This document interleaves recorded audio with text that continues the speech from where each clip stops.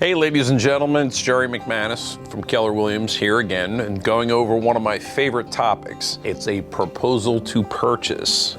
You know, you've been looking around at houses, you got yourself pre-approved for a mortgage, and finally the day comes where you see this is the one. This is your home that you're looking to purchase. And what you wind up doing is that in your zeal, you say, I want to offer $300,000 for the house. Well, now the trusty neighborhood real estate agent known as Jerry McManus is going to start asking a bunch of questions related to that. And sometimes people don't think ahead. So that's what I wanted to go over with you today, a proposal to purchase.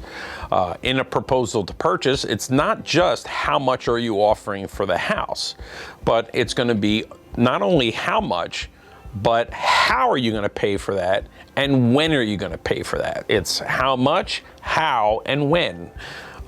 So that we have to go over that. So in the how much, that's that top line number, that big fat number that should scare the living daylights out of anybody. But then there's also how is it that you're going to pay for that?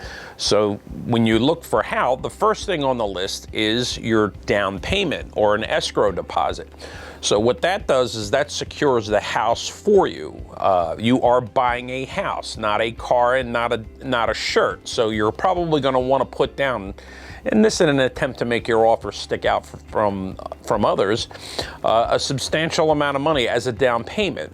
Say based on a $300,000 house, you might be looking at a 2 to 3% down payment, immediate down payment for the house. Now that's your security deposit.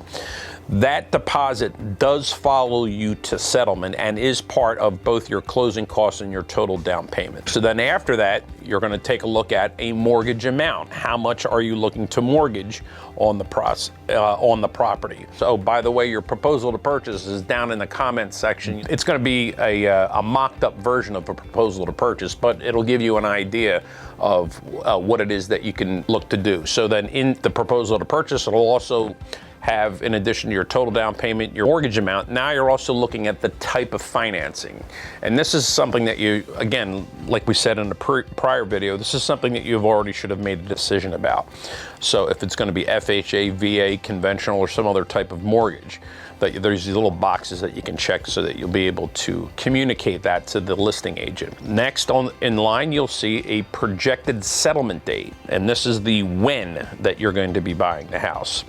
There's a lot of times folks want to be able to buy a house and close within 30 days. And generally speaking, that can wind up happening. Sometimes there are needs of either the buyer or the seller that may extend that out a little bit further. So, but that's one of those things that in the proposal to purchase, you're outlining that. Next on the list that you'll see are the inclusions to the house. You'll see the different appliances and things of that nature that are expected to be included with the home itself. The time of possession is going to be at settlement, generally speaking, here in New Jersey. There's a section in there for the types of inspections that you're going to have. It's going to be very important that you know if this house that you're looking at is serviced by public water and public sewer, or are you going to need to have a well and septic test, or any combination of that. Always, always, always, always get a home inspection. And I would also suggest always, always, always get a termite inspection or a wood destroying insect report. WDIR is the term that we use here in the business. Definitely stuff you want to have. There's a litany of other tests that you can have, lead-based paint, radon, and all that is at your disposal. And then there's the sufficient assets section. What you have in there is that this is where you state whether or not you have a contingency or not going into the offer process. The one that is golden on that list is the purchase of the property is not contingent upon the sale of any other real estate or personal property.